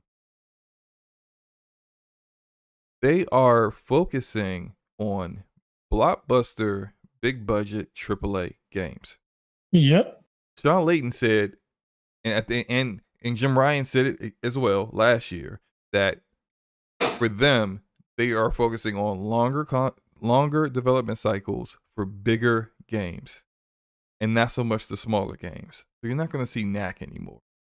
And why would you? Honestly, come on. You're not, and in games. You wasn't a knack fan? No, not at all. But it's I think it's what you're not going to see anymore are the smaller titles. I like Gravity Rush. I like Gravity Rush a lot, but that's done. And Sony Japan has been quote unquote restructured. They are going to be focused solely around Astro, which is great because Astro's Playroom was awesome. And I'm glad that was free with my PlayStation 5. But when it comes to Days Gone and what happened with Days Gone, Sony Ben pitched the sequel. Days Gone 1. Now, me personally, I will say you right now, I didn't like the game. I tried it twice. I tried it on PlayStation. I tried it on PlayStation 4 and then tried it on PlayStation 5. I couldn't get into it. Not saying it's a bad game. It's not for me. But that game sold over 5 million copies. Yep. That game is well liked by a lot of people. And even though its Metacritic score wasn't very high, and shout out to Jeff Ross, who is a former lead designer there, who brought up how when it comes to Sony, they are. Was it Jeff Ross to say this, or is it? I think I'm getting him confused. You talk about the what's the name interview? There was another interview from someone, you know who it was? It was Chris Grinnell that was on ILP. My bad. Chris Grinnell talked about how Sony focuses so much on quality and Metacritic scores, and that and it's very important to them that their games have a certain level of quality. It maybe not even, it doesn't even have to really be that level of quality, but it has the perception of that level of quality. And that Sony Ben's Days Gone being like a high 70s, was it, or mid 70s Metacritic game was not what pleased them. So even though it got the sales, they felt it wasn't worth going forward with it. Now, I don't agree with that. Yeah. But they said this is the focus they were doing.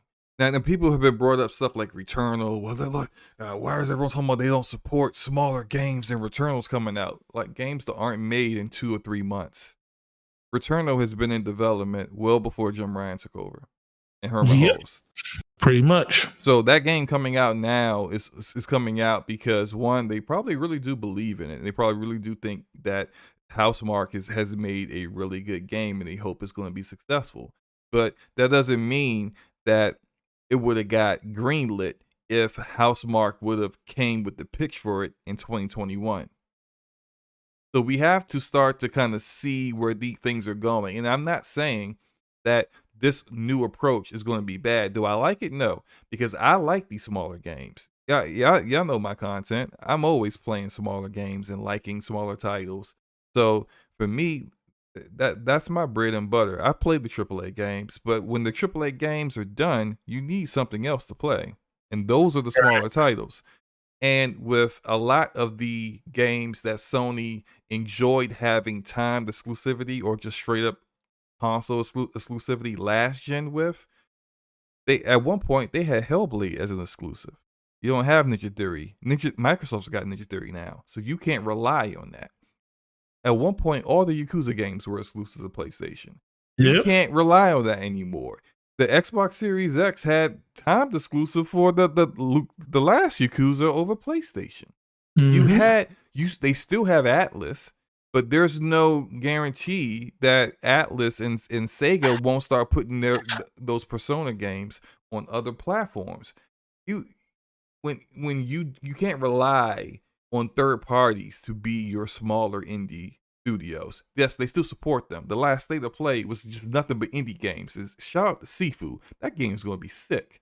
But the developer for Sifu, SloClap, they can't rely on SloClap to always give them a timed exclusive game on their platform over Xbox. They don't know what SloClap could be acquired by somebody next year. You don't know. And so, but what you do know is that if you are providing these games from your first party, You can always control whether those games come out. You can always control whether you have the additional content. Now, I know that we see that they have focused and pushed themselves towards doing a lot of timed exclusive stuff, spending money with developers to get their games on their platform first to compensate for that. But again, you can't rely on that all the time. And so that's the only concern that I have. Right. I'm not concerned about Sony Bend becoming Naughty Dog North. Right. I feel bad for T1X people who left because they thought they were going to be able to make their own game, and it didn't turn out that way. But this is business. This is how these things work. It doesn't mean that Sony's in trouble. The risk they are taking with this to not do what got them the W last generation. It's always a risk. There's always risk. There's risk in taking chances, and there's risk in being conservative too. And that's what they're doing. They're being a little bit more conservative, and we'll see what happens in the long run. Forte, what do you think? I think the same thing overall, Sony, man. It just sucks that they put a lot of effort in. Normally, Sony reciprocates that by actually giving you a sequel to the game that you actually made. I guarantee when they, after they saw all of the revenue coming for the game and they saw that they actually beat sales and revenue and they made money off the game, they probably thought that, this is going to be a game that's going to get greenlit. They probably went into the planning phases because like you said, we hear back in 2019, that's when it got shot down. But I guarantee you, they probably went into that meeting thinking like, this is a shoe-in, Sony is all about supporting their developers and giving them the ability to follow up on IPs that they actually created, especially if they made them money. So they thought that was probably a shoe-in, and kind of find out, Sony decided that no, we want to step back from that. We want to work on other things. We want to, focus on our tentpole titles, like our AAA titles and stuff like that. Not saying that Days Gone wasn't a AAA title, because it was definitely a AAA title if you go off of how long it took for the development of that game and how much money they suck into it. So I think that might be part of it. We also don't know what was actually pitched to them at that meeting. Sony probably didn't like what was pitched to them, so they didn't greenlight the endeavors for them to make the game. That's probably part of it too. Just like we talk about Shuei Yoshida going into Santa Monica Studios telling them about God of War, I don't like that, fix it. They could have said the same thing to Sony Ben about what they were saying about Days Gone too. As of right now, we don't want to greenlit nothing like that. And then I just think that's kind of part of the conversation that people don't really think about. But ultimately, it just really comes back to, I think people are just hurt that Sony isn't heading in the same direction that they think they should be, whereas they need to think about Sony operating how they feel like they need to operate in order to survive inside of an environment where it's not about units sold anymore. It's about the engagement side of it. And when it's about the engagement side of it, it really doesn't matter how much money you put into your games. It really matters about how are you getting your content out to people. And right now they have identity crisis when it comes to the difference between, well, I won't say they have identity crisis. They are put into a paradox where PlayStation wants to move forward. And this is something they talked about towards the last 2 years. PlayStation is we're about generations. We're about this. We're about that. We're about putting gamers at the center of everything we do. We're for the players was the catch line for PS4. Now it's what's the one for PlayStation 5 now? No limits. Yeah, no limits. Yeah. So PlayStation 5 is supposed to be about no limits. But guess what? All the games, with the exception of, the launch games that came out, we already started seeing, no limits. It also includes going to PC. That's one thing. We're also talking about games like MLB finally coming to other platforms due to probably not what Sony wanted, because if it was up to them, it would still be exclusive to them. But that's what happens when you're dealing with a publisher and a license, or just dealing with somebody else when it comes to their licensed product.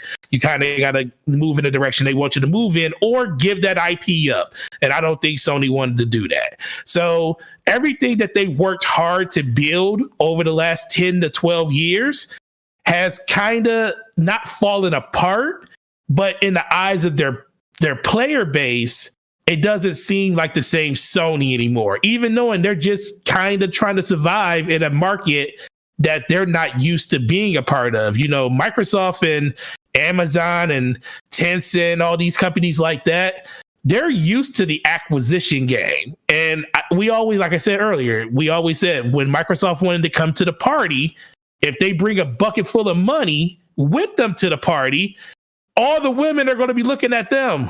They ain't going to be looking at nobody else. Even if they think this guy's a little cuter, I just see some ugly guys out here with some bad looking women.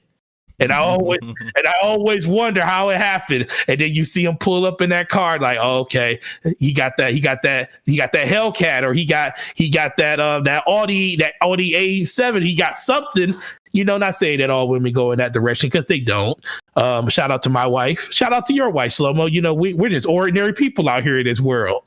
Right. But ultimately, that's what it just comes down to for me. I just think Sony, they're doing what they need to do right now in order to get throughout the generation. And then, like I said on Brap yesterday, they might just be going in the direction that Xbox went in 2005 through 2011. They might be looking at third parties as the games that are going to fill in the buffer for them in between their bigger launches, like Final Fantasy 15 and Forspoken and stuff like that. And that might have been enough in like a previous generation where Microsoft wasn't being aggressive like they are. But I think that's the stark difference. One company is being very aggressive. The other one is trying to do new things and change up what they actually were about in the previous generation. And I think gamers and people alike just don't understand why. Yeah, I decided to show this Until Dawn, a game that came out in 2015, as kind of an example of my daughter beat it 7 times. So, yeah, I beat this game a gazillion times too. It's awesome, and probably Supermassive's best game. Now, prior to this, Supermassive was a still independent studio, but they had done remaster work for, I think, Resistance before this. They had been in a support studio independently as a co-development studio for them, helping them get games finished. And then they pitched this game, and Sony went with it because that back then they were publishing this kind of content. Imagine if this game doesn't get made. Like if a game like this, maybe there's another publisher, maybe not like this kind of Telltale kind of game, but a game of this quality from another developer that is trying to make a name for themselves this current generation doesn't get made. What if that developer then goes to their competition? This is kind of like where I'm trying to get people's head wrapped around what the differences are between what Sony did before last generation and what they're doing now. Right. And so if you are fine with missing out on an Until Dawn to get a little bit more production value out of the next Uncharted and the next The Last of Us, or the next Ghost of Tsushima 2, cool. I mean that's yeah. But for me, I don't want to miss out on these kind of titles. And hopefully we won't miss out on these kind of titles. That these games will still get made, whether Sony is the one, PlayStation is the one making sure that we get them or not. If it's not on a PlayStation 5, it'll hopefully be on something else. It'll be on Switch. Yeah, I don't know about that. Hey, listen, they're already on Switch. You just don't. It's just not enough for you to buy a Switch right now because all those games are also available on PC, and there's no one thing on Switch. If Nintendo was to become the de facto place, I don't think that will ever happen now that we have Game Pass, because I think Game Pass kind of could be that de facto place to play a lot of the indie games or the very short experiences from like 5 to 7 hour experiences and stuff that people would like to play. I think Nintendo will probably be the most will be probably the more feasible place to play them if you like playing that type of stuff on the go because of what's going on. But honestly, if we transition over to the next topic and stuff like we're going to do in a minute, that we can actually see Nintendo become probably the dominant platform if certain things do happen. But overall, it just really just comes down that I think those games are just going to be available in Game Pass or on PC because PC has Game Pass. And I think that's kind of the direction that a lot of these indie developers are going in right now, outside of just getting, exclusive rights to like a system like PlayStation or something. Well, yeah, I think that's a pretty good segue to get into our last topic, which is I should have put a question mark at the end of this because people be looking at this like Nintendo and Xbox got a partnership. Like, nah, not really. I'm closing my eyes and imagining that there is one there, SloMo. So I think the root of this is kind of coming from something that came out of the Halo Instagram account, and I'll just switch over to that right now. And so this is what was tweeted from, as you see, the official Halo Instagram account right here. You see that right there. That's the Halo with the little check mark. That's the Halo's Instagram account. And they tweeted this picture of Mario in a Master Chief, motion armor, and it looks like Bowser is dressed up like an elite. And you got you gonna blow that picture up so we can see it better? How can y'all not see that? Well, how small do you look, man? That thing should be full screen. Click on it or something. Okay, make it bigger. Is this good? Oh, I'll know in about 15 seconds when it catches because you probably got it on normal latency. Yeah, I got it on normal latency. Yeah, so okay.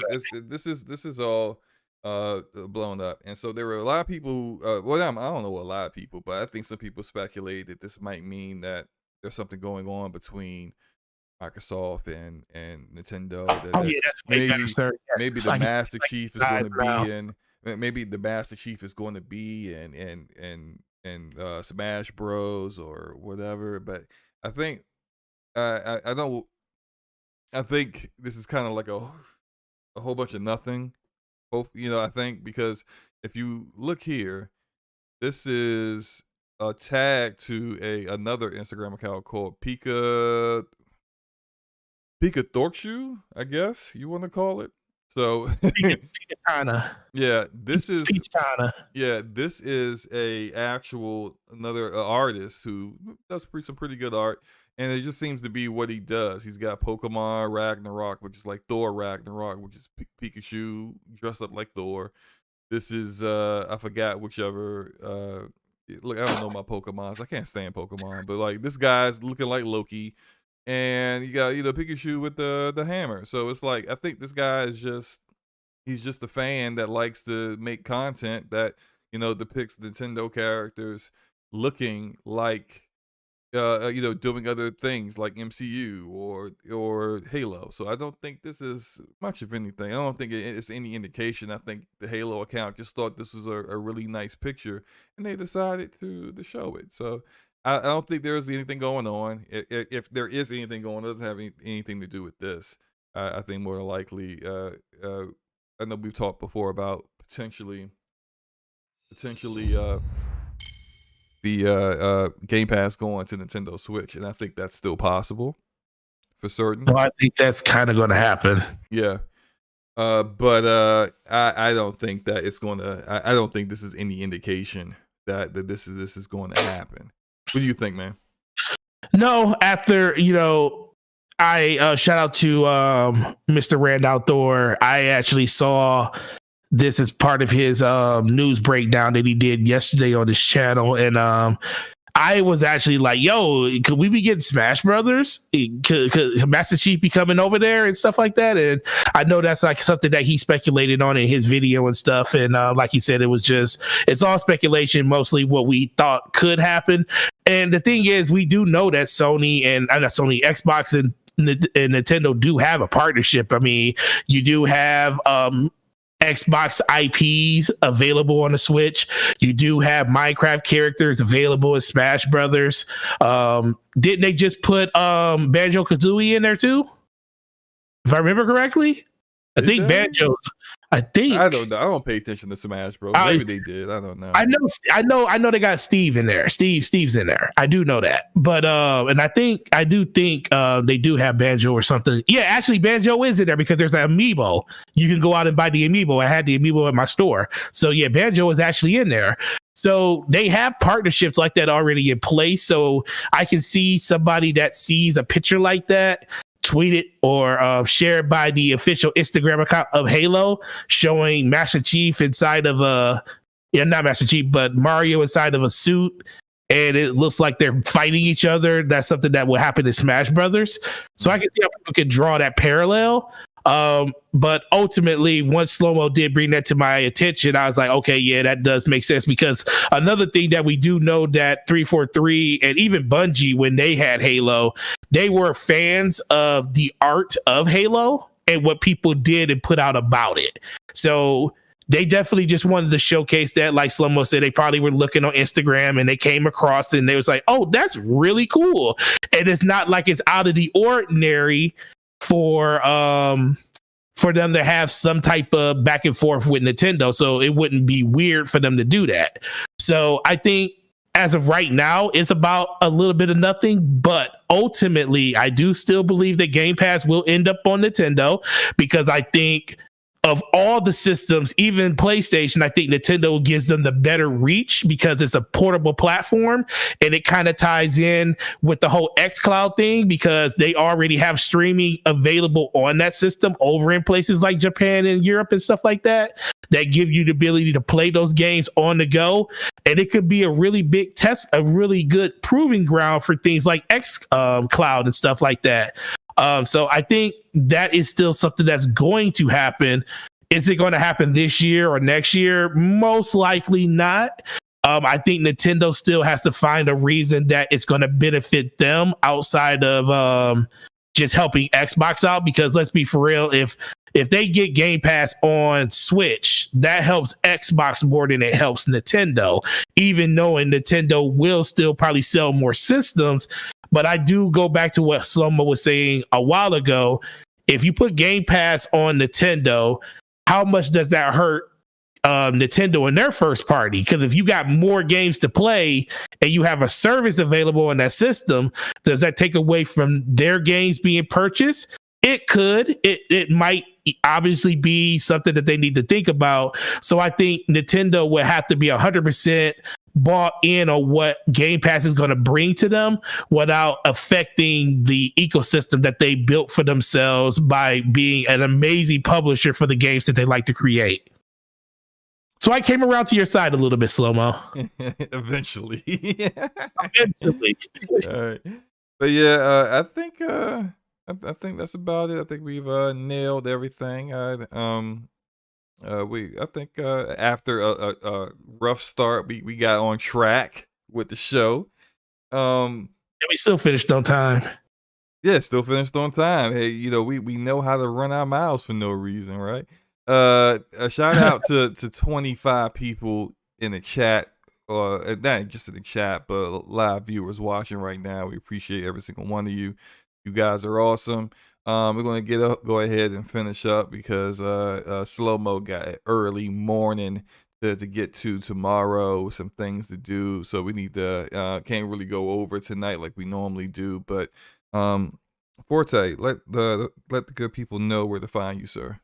Yeah, man. It's always great being here with you, man. And shout out to, I think we got up to like 31 or 32. But I appreciate all of you guys. It's been a dead week outside of everything else. Xbox really hasn't released anything of note so much this week, but hope you guys are out there and enjoying the games you're playing and everything. And I truly appreciate you guys all coming through. But it's Gaming Forte everywhere, YouTube, Twitter, and Xbox Live. Check us out on there. And then DPS podcast next week on my channel. And we will see you guys next week on BRAP and for another episode of DPS. Y'all have a good week. All right. Yeah, and hopefully Forte will be dropping 2 videos next week like he did this week. Let's keep Probably it going. 3. Okay, I'm gonna hold you to that. Well, see, this is the thing. Rand, I was talking to Rand, and I'm trying to get Rand to go on camera. And I told Rand, if I make a video every day for 30 days, would you go on camera? He's every day for 30 days. Every day for 30 days. You almost died with me having you do it for a week, and you almost messed up. You were so delirious near the end. You were scheduling things for the wrong day. So man. I did almost schedule. I'm pretty sure Randy feels no fear with this. He actually was. He was sitting there like, I don't know. I got to think about this because I can see you actually doing this. Yeah, I can't see you. I can see you. Oh, no faith. Getting a week and a half in before you end up, forgetting to do a video or just basically passing out for like 18 hours or something. My gaming life will be over for about a good 2 weeks of it. Oh, absolutely. Right. I will admit that. Yeah. With me, as I said earlier in the show, I got a video coming out tomorrow, and as well as another video coming out probably this weekend in regards to Outriders. And we get a lot of people asking questions about what to do with gear, how to build their character, how to, if they want to do alternate characters, how to do that efficiently, and because they don't really feel like going through the campaign again. I got a video kind of helping people out with a lot of that little stuff that I could do a build video like a lot of other YouTubers are doing, but I feel like right now this game, I'm going to talk about this as well in my Outriders video, this game doesn't have the build diversity that I thought it was going to have. And when I talk about how to build your character. I don't know what you got to say about that. Yeah. I got some thoughts, but when it comes to talking about how to build your character, I think it's pretty straightforward, regardless of whichever class you roll with. You'll see that, but like that's not what my next video is about tomorrow. My video is about something else, but I'm gonna do that, and I got some other stuff. Huh? Your video is about Avowed. Oh, that's what's on the screen right now. That's one reason I said that. All right, we're getting up out of here. We're getting tired. Shout out to all you guys again. Come check out DPS Podcast next week on Gaming Forte's YouTube channel. So definitely make sure that you subscribe to him over there if you haven't already. Same time as always, 9 p.m. Easterns on Thursday nights. And you guys have a great night. Peace.